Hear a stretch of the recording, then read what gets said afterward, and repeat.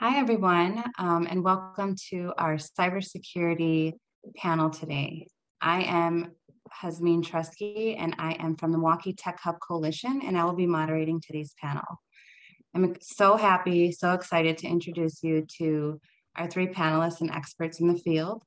And I just want to go around and have everyone introduce themselves, provide what your experience has been in cybersecurity and your role today.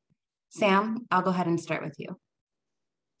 So hi, I am Sam Goerke, and I am here on behalf of Northwestern Mutual, headquartered in downtown Milwaukee. My official job title is Adversarial Security Testing Engineer, which is a really fancy way of saying that we basically act as the villains for the organization. We are the trained ethical hackers for the organization, and we try and hack and break things from at the corporation before actual villains or threat actors do elsewhere. So we would rather find the gap in security than someone else.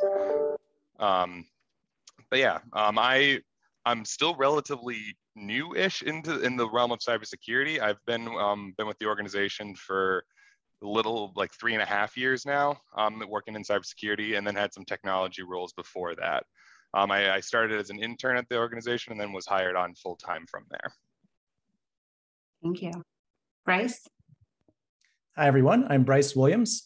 I'm here from SysLogic, which is a local technology consulting firm where I lead their cybersecurity practice. So I have a team of consultants that perform things like ethical hacking, pen testing for our clients, training in application security and awareness training, just general sort of advice and guidance that we give to our corporate clients, both large and small, and have been in cybersecurity space for 10 years. But before that, over 20 years in technology in general. My career started as a software developer.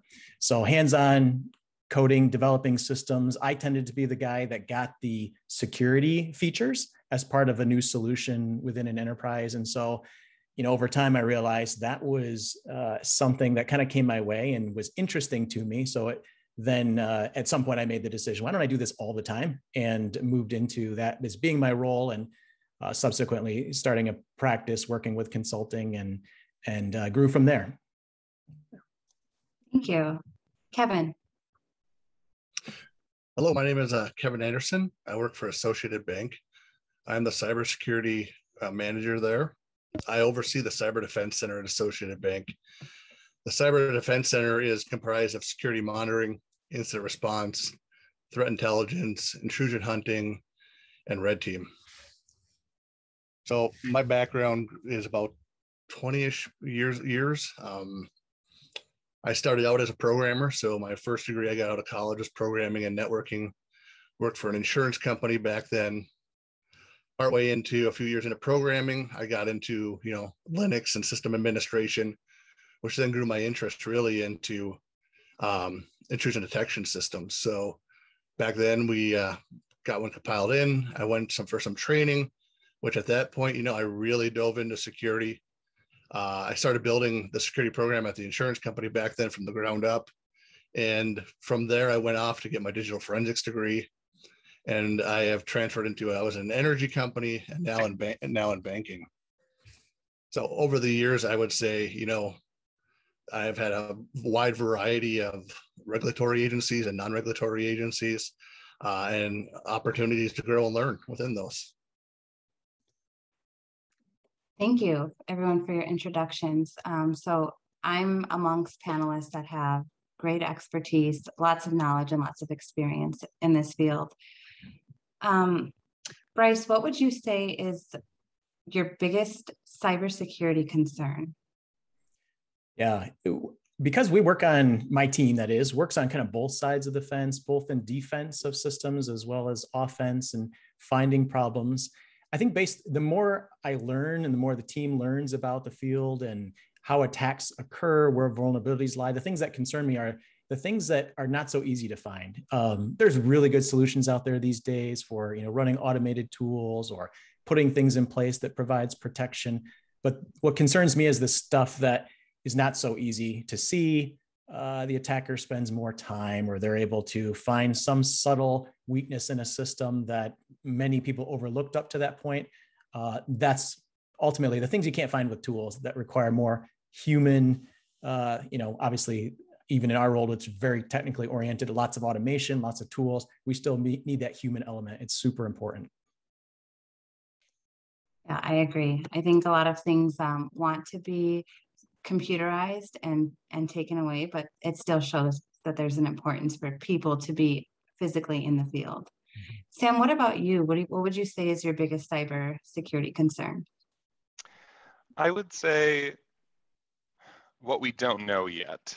Like that would be my answer, in the sense that it seems it's the threats that always face organizations are constantly changing and evolving. Like cybersecurity as a whole is a much faster evolving industry than others. So I think for me, it's always what's the next big thing is always kind of the thing that's always in my concern, because you can do very good due diligence, you can have great protections and great detections in place for everything, but then say tomorrow there's something brand new that no one has ever seen before, and it's how quick can we figure out how to defend against those. So for me, it's the always keeping up to date and kind of making sure that we're staying on top of any new threats and new developments. Yeah. Kevin, this next question is for you. What is the workforce demand for cybersecurity analysts and other professionals in your industry right now? And more specifically, your company, Associated Bank. Yeah, so we just got done hiring 5 roles, and I can say the demand out there is heavy. As we were looking through them, there's a lot of people looking to get into entry-level positions, but yet they haven't had the background or the college or anything to do it. If we're looking at skilled professionals that either coming out with a degree, a lot of them are taken up and hired sometimes right in college, right, as an internship or that. So I believe last I heard it was really close to 0% unemployment out there for our field. So when it comes to my organization, when we go to look to hire, it's a tough roles to fill sometimes, especially if we're looking to cater to certain positions or look for certain skill sets. Thank you. Anyone else? Sam, Brice, do you want to fill in on that one as far as the demand for? Sam, go ahead. Yeah. Yeah, I would say I agree with everything Kevin was saying. It's a booming field at the moment. And the only kind of extra thing I'll add on to that is that there is such a the term cybersecurity, I feel like, is such a big umbrella term that there are more job opportunities within cybersecurity than I think a lot of people might initially think of. We have everything from uber technical positions to more of like policy and procedure type positions. There really, anyone with whatever background skill set probably could find some niche within the very high umbrella term of cybersecurity and probably find some applicable job role. Yeah, and I would also say too, as someone who I went to school at the University of Wisconsin-Milwaukee, and now I'm working in cybersecurity for a life insurance company. I didn't know at that time. I was like, oh, the life insurance company downtown hires a bunch of technology people.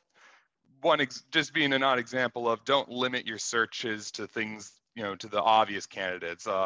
Cybersecurity is something that traverses all industries. So any company that you want to get creative when looking for jobs and opportunities, because whatever your initial assumptions are, there's probably other opportunities elsewhere as well. Thank you. With that being said, lots of opportunities, lots of entry-level positions. You guys are always hiring. There's a high demand. Brice, what would you say are the skills, both technical, business, and soft, that are most important in these types of careers? Yeah, I know this question comes up a lot. And I think for me, and I'm sure others would echo this, often it's not like specific technical skills that we're looking for or we find the most useful. It's more an understanding of do you have the ability to learn new skills quickly? Because we're constantly having to learn new things. As long as I've been doing this, I'm always, it feels like every week or two, learning something new or learning something about something new as we, as technology improves or advances and we look at new defenses and new attacks. So that's a good example. I think just an interest in learning about how digital things are made, how to take them apart. It's that core concept again of really thinking through, how does that actually work? And now I know how it's supposed to work. How can it be abused? And that whole ecosystem. And again, really, I think if I had to choose one technical skill, I think a couple of us mentioned having, experience with software development. I don't think you necessarily have to be like a software developer by no means, but I think understanding code to some degree is a useful technical skill, even if it's just the basics of a scripting language like Python that comes in handy in more ways than not. Yeah. And then in general, good communication skills. You could probably say that about most any job, but it definitely comes in handy if you understand the technical and can communicate it to other teams or leadership. Thank you. Any, Sam or Kevin, did you guys have anything to add there as far as what skills you might look for in an applicant, or what skills you feel are most important? The one thing too to kind of add is critical thinking. The ability, like Brice said, to look at things and take them apart is also the ability to be able to, take the puzzle, look at it one way and turn it around and look at the other. Really to get into it and build your own, sort of hypotheses and be able to prove or disprove them as you go through, and do that deductive reasoning. It's really, really good. Thank you. I know there are some technology careers, even in exploring what Milwaukee has to offer, that do require certificates and professional degrees. What would you say is required, and what would you say is nice to have? And I'll leave that one open for all of you.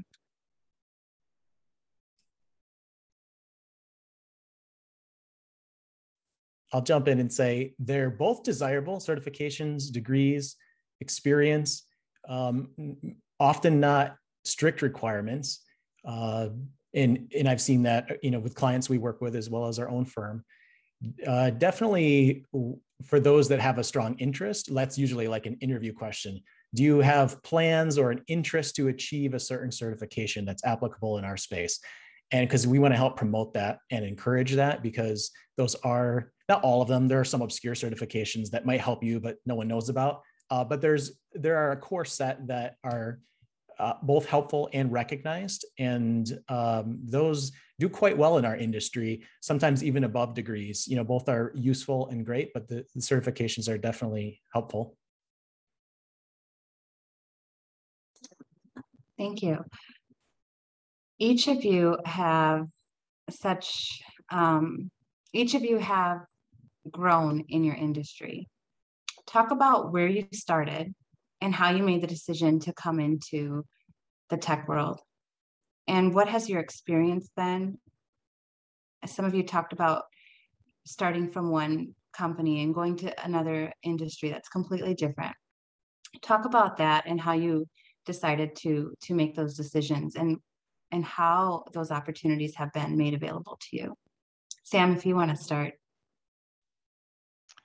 Yeah, I have a much more direct story, so to speak. I went to school. Initially, didn't quite know what I was going to do, but within the first year or so, through events like this, I came to the conclusion that I liked the idea of technology. So I ended up getting a degree within information science and technology, and then was able to had a couple different IT-related internships, did software development as a full-time job, but always kind of had I just kind of liked cybersecurity as kind of as a passion project, as on the side.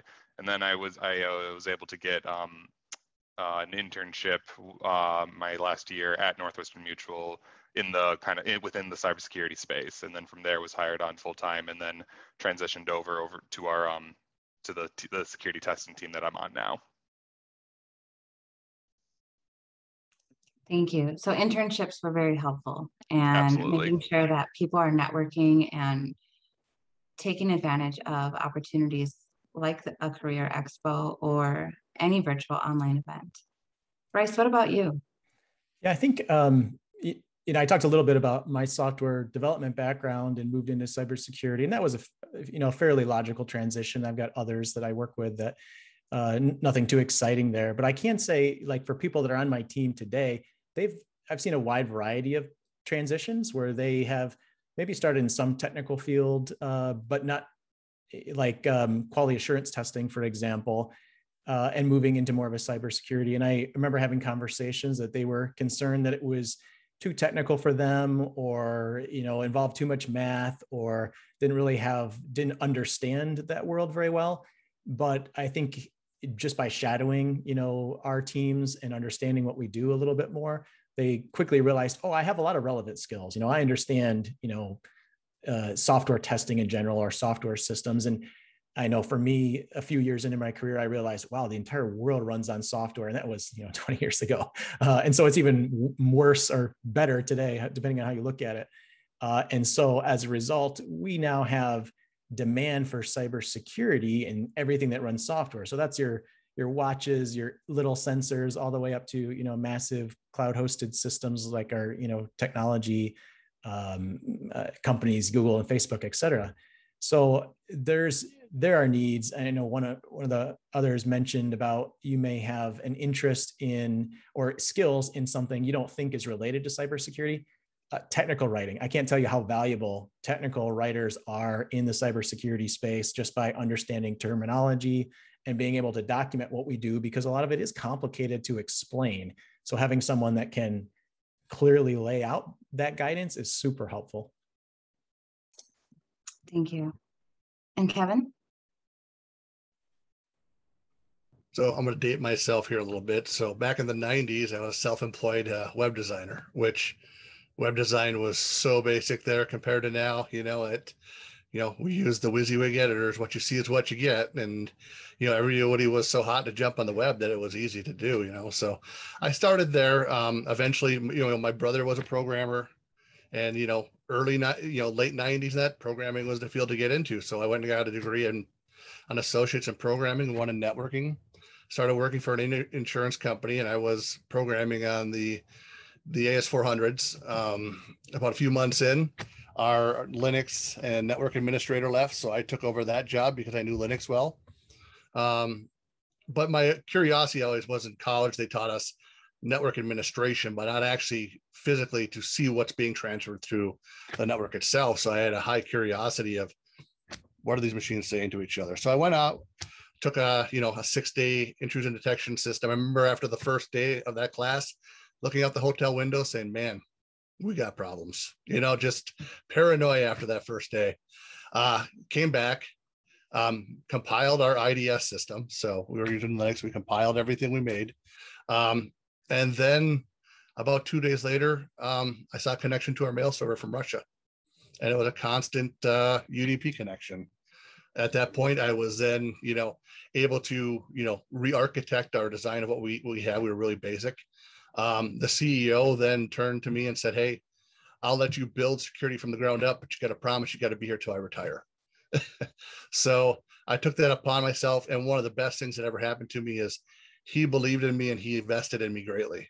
So gave me lots of training, lots of, I'll say lots of opportunity to fail and grow, right? Because failure is growth. It's after about 11 years there, he retired.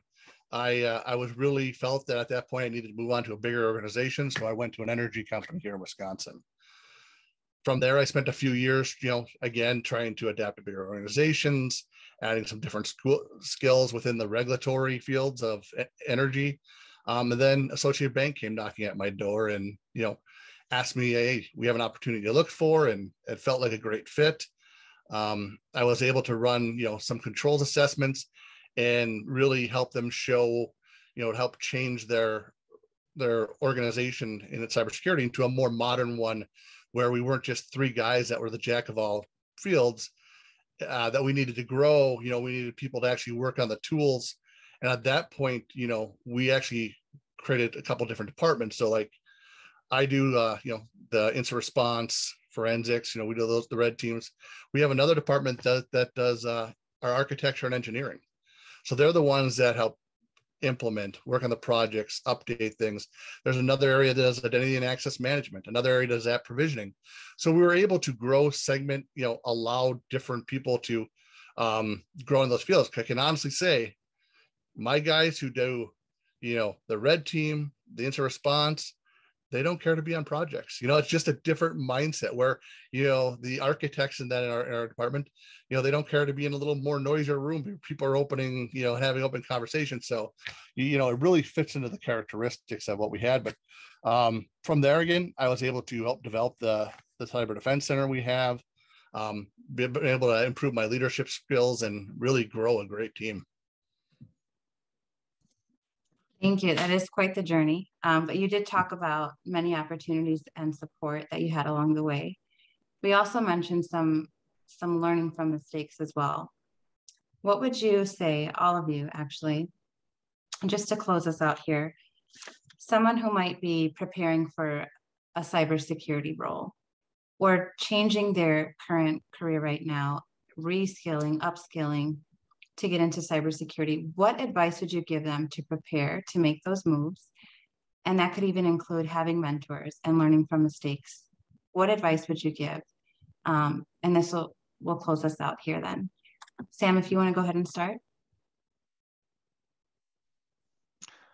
That's a good question. I would say, kind of reiterating what I said earlier, in the sense that if you're, in the position, if you made the decision you want to try and get in, switch over to cybersecurity, is to, really do the extra research to find the various opportunities that'll be a good fit for you. Because if you have, a more unique set of skill sets or background, there's still probably something that would work really well for you. So just doing the extra research to find those.